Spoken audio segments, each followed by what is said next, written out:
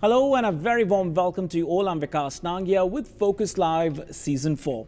Ladies and gentlemen, my guest today on the program is Dr. Dinker Rai. Dr. Rai is a board-certified vascular surgeon who worked at the Interfaith Medical Center in Brooklyn, New York. He's the former chairman of the Department of Surgery and the chief of the Department of Vascular Surgery. Dr. Rai is the former chairman of Bharatiya Vidya Bhavan, New York. He's the visiting professor at the Rajiv Gandhi University, Bangalore. There are tremendous accolades and achievement to his credits. Dr. Rai is here in our studio with his new book. The book is aptly titled Mechanical Function on the Atrial Diastole, a New Discovery, the Motion of Blood in the Venous System, Novel Findings. Dr. Rai, thank you so very much for joining us on Focus Live Season 4. And I want to congratulate you. I'm holding the book in my hand. I want to congratulate you for this fabulous work that you've come up with. I know it's years of hard work. Walk us through what really, you're trying to highlight through this book.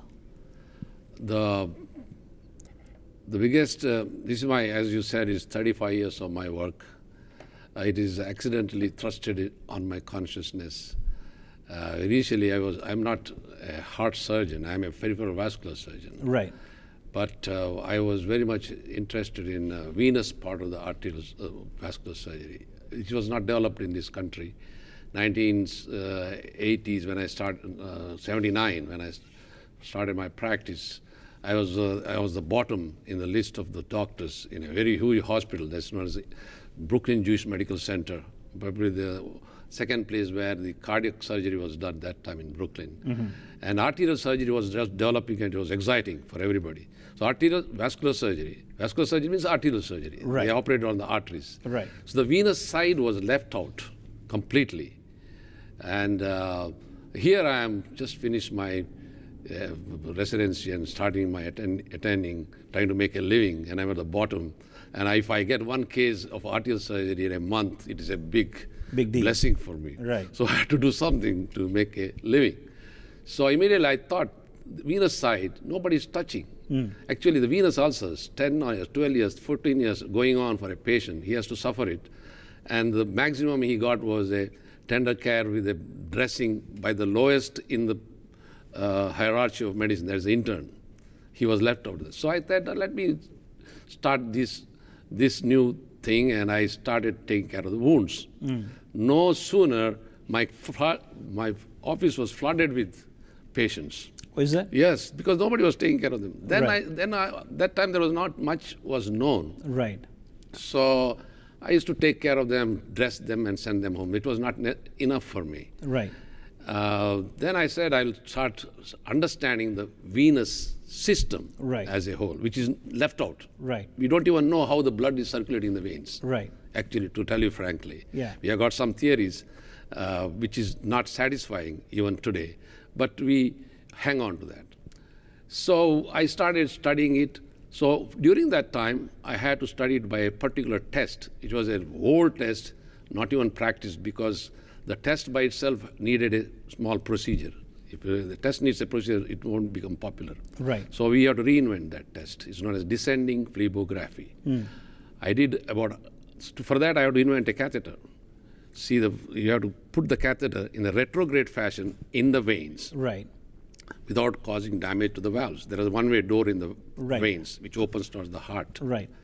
So I had to develop a method, and this method became a patent, and the catheter was developed under my name by a company known as Ideas for Medicine at that time. Right. So I was doing And this. that was a big achievement. That was that time, yes, I should say that. Yeah. It was a big achievement at that time. It's a commercial achievement, ultimately, you know. Right. So when I was doing this case once, something, it was accidental or God's blessing, I don't know. It was an old machine where the patient has to be tilted on a table, Right. has to be erect to do this test. Right. And I had to inject the dye. During that time, the whole machine got frozen. Wow. And we were panicking because I had to hold the patient in erect posture Right. with my resident. Right. And the technician ran to the panel.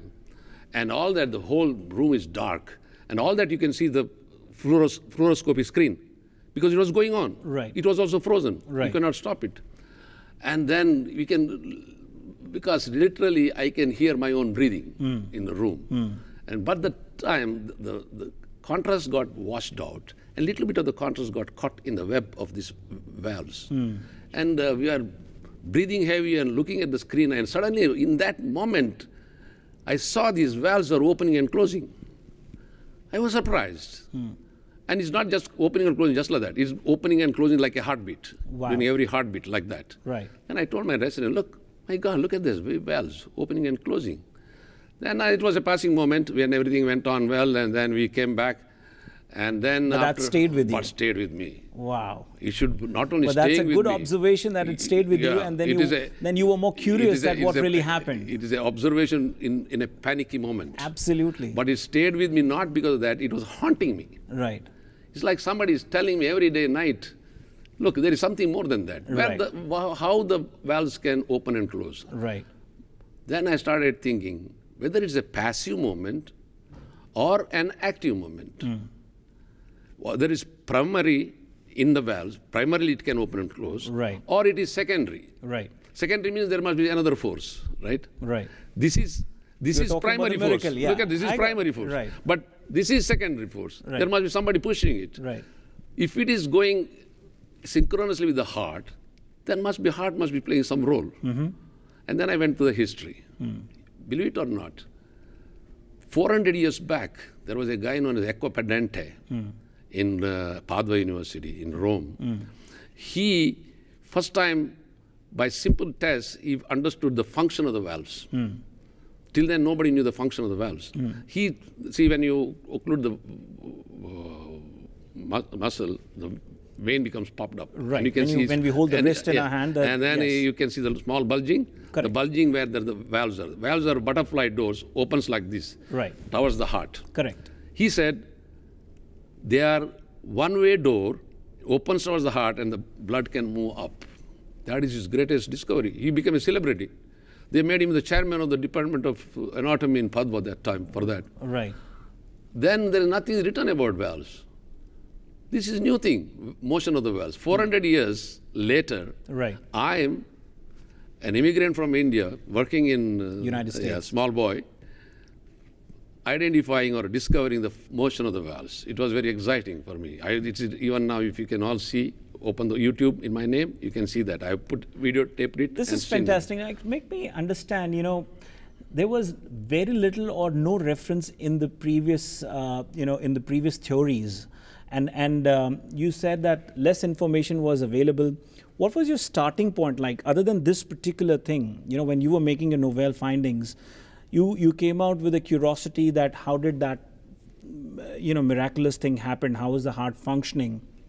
Thereafter, keeping the previous theories in perspective, how did you move forward with your research? To tell you frankly, I got all the data, Right. but I could not move forward because I was stuck with the old theories. Okay. I have this data, I can read it, Right. but I cannot explain on the basis of the past theories. Right.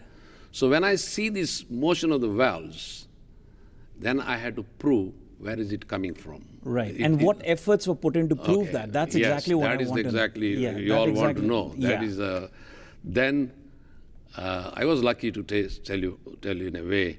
I could get anything. I was a chosen boy of the hospital that time. My professors, my teachers, they loved me. My chairman loved me.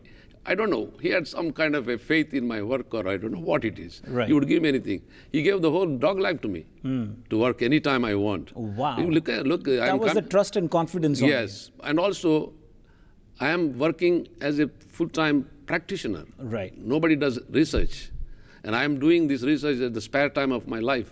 In an evening or Saturdays, I go and do. So dog lab, I went to the dog lab, made a model, dog's heart, canine heart, and I started experimenting on the On the dog's heart. That's how it started. Wow. To find out whether this motion of the valves related to the heart. Actually, when I was later on, I recorded all this motion of the valves, and I started timing it with the heart, and I realized it is opens during the atrial diastole. That one thing I can read out from the EKG. So I concentrated on the atrial diastole, and did some experiments, which is written very clearly in the book. There are 4 experiments of the heart, which opened my eyes. Suddenly I realized atrium during diastole creates a negative pressure and sucks the blood in the venous tree. Right. When it sucks the blood against the gravitation force, naturally the valves open. When it contracts, it goes into systole, this force is lost, the whole column of blood falls back, and it closes the valves. And as a matter of fact, I was browsing through your website. I kind of, happened to take a look at the video of Sadhguru Jaggi Vasudev. In some or the other way, he also endorses your research. He brings in your reference of research. And that's fabulous. Like a yogi like him is also talking about. With all about respect to him, he's a great mind of the present time, I should say that. Right. For him to notice my work and then acknowledge it. Right. He's a yogi. He has yogic science, everything. Right. And he could see it, what I'm talking, immediately. It did not take much time for him to understand it. Right. And he was actually surprised. What is so big about it? We knew for a long time that heart has a role in the venous circulation, but not in the, yogic science is one thing, you can tell that, but it's not acceptable in the modern medicine unless you prove it by the Western world looks at the Western world, you have to have a modern. You have to have a proof in front of you. So now it's proved with the dog's experiment that atrial diastole has a function. So we were stuck, why? We were stuck, we never gave any, you may be surprised, we never gave any assignment to the atrium. Right. As a matter of fact, till the 15th century, you may be thinking the doctors must be stupid. They were not stupid, but they never recognized heart is an organ of circulation.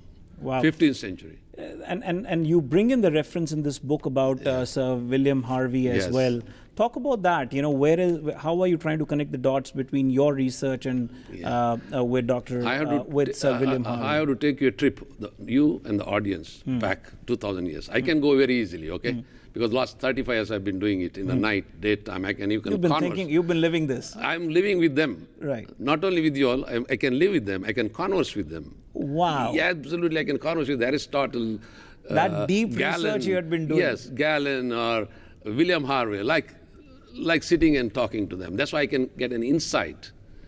The reason why we did not assign, now I can bring it out, because it has to be brought out, is very relevant to my discovery. Otherwise, my discovery cannot be understood well. Aristotle is the first man during the time of Hippocrates. Aristotle is a great mind, you know that. Right. Icon. Nobody can dispute him, right? But with all humility, I can say a few things about him, because he gives me the right to do. You know what he said to his students?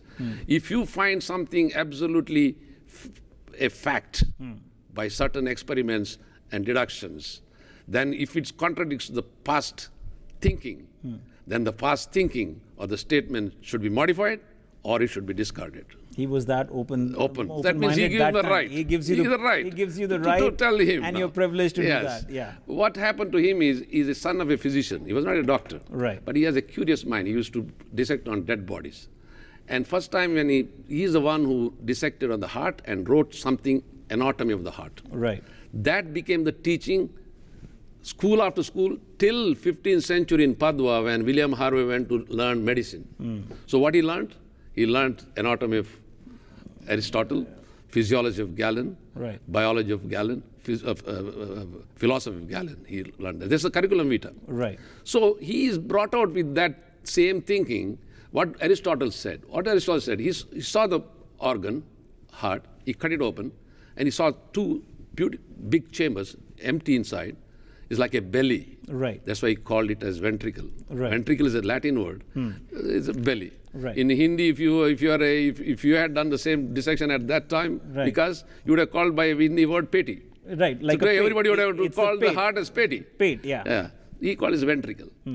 And then because it's muscular, and the rest of the places is only he saw the large veins coming and draining into it. Superior vena cava and inferior cava on the right side, pulmonary veins on the left side. They all come and join. So he did not think that is part of the heart where they join. Right. He saw it like an entrance hall. So he called it as atria. He did not say atria is part of the heart. Heart is ventricles. thick muscles, strong muscles. So this is the concept went on.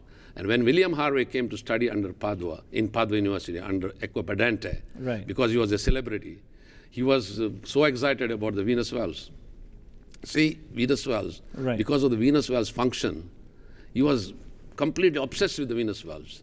Because of the one place he says, very important for me, and I can converse with him from that point of view. Okay. He says one place, he writes a letter to his friend William Boyle, famous chemist. But for the understanding of the function of the valves, I wouldn't have understood the function of the ventricles. That means he gives so much importance. It's because of that valve he understood the ventricular function. Yeah. 400 years later, I discovered the motion of the valves. I can tell today to you. Right. But for the understanding of the motion of the valves, I wouldn't have understood the atrial function of the heart. Amazing. See, this is a mysterious connection, Right. historical connection Right. between me and him through the valves. Right. Both of us, inspired by the valves, understood the function. He understood the function of the ventricular systole. Right. I understood the function of the atrial diastole. This is just amazing, tremendous research that went in the last 3 decades for 35 years, and the way Dr. Rai has come up with this book, this is a blessing indeed. We're going to take a quick short break over here. On the other side of the break, we'll continue our conversation with Dr. Rai. Stay tuned and keep watching Focus Live Season 4.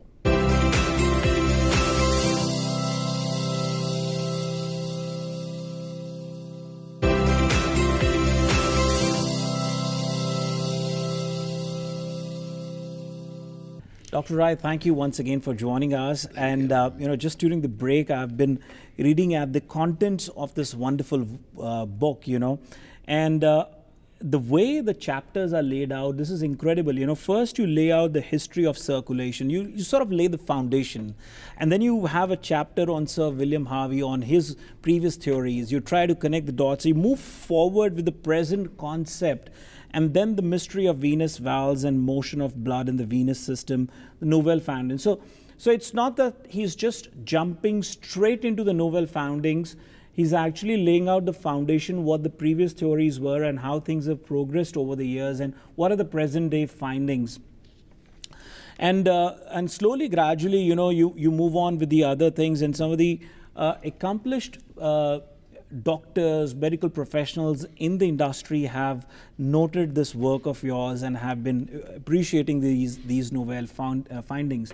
My question to you is, as somebody who's interested in cardiology, is it important when they read this book, is it important that they have to be a medical professional or from medical background, or any layman, maybe is going through a heart problem or is not going through a heart problem but has a family history of, heart illness?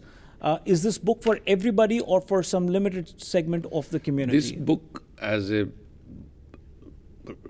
And talk about the relatability. How will people be able to relate with these findings? This is a book, basically, it evolves, it brings out a basic physiological function of the heart, human heart, which was not known Right.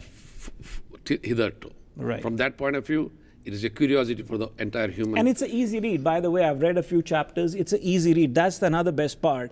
Even though I'm not a cardiologist or a medical professional, I being as a journalist, I was able to get some grip on the subject that you were trying to explain us.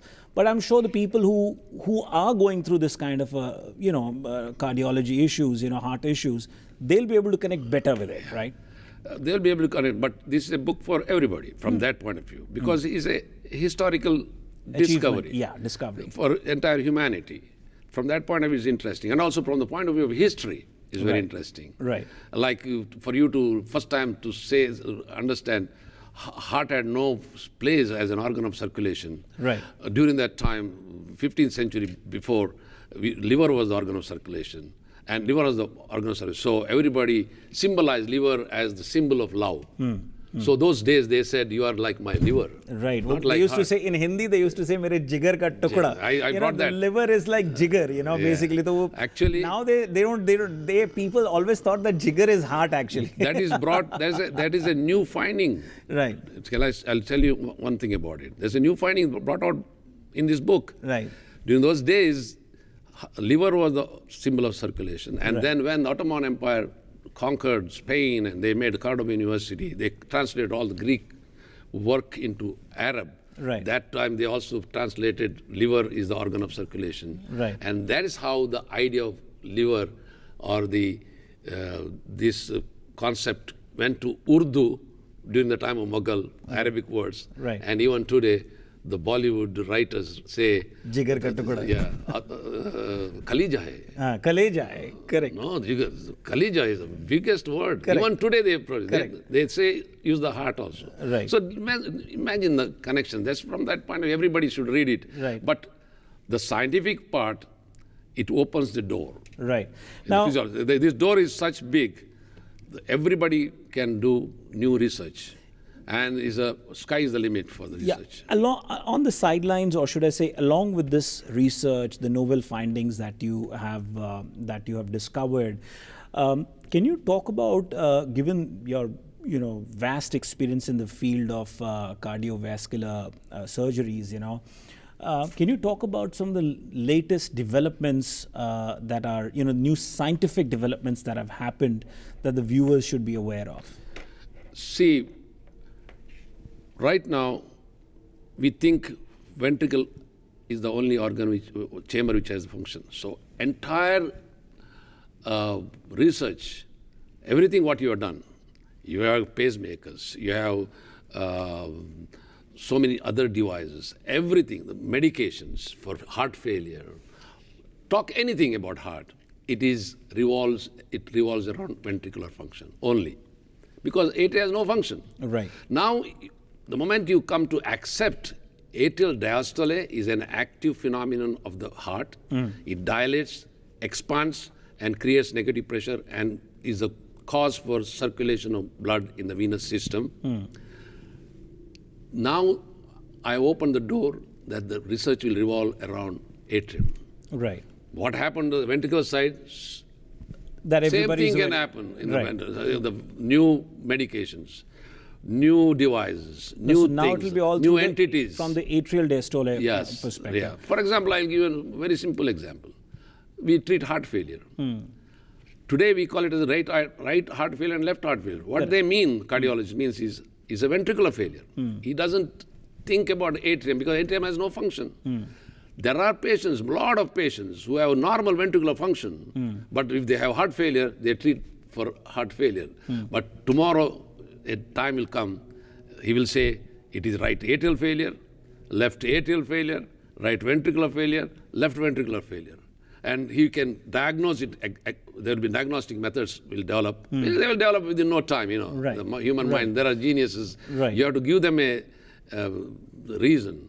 They will develop it. And new things will come up. New medications will come up to improve the atrial function. Yeah. And This is a good positive thought that you've connected the things from the past, brought it till over here, and now you're very much open, and you rather have a desire that moving forward, keeping this research in perspective, new developments should happen, and you mentioned about it that new researches will happen.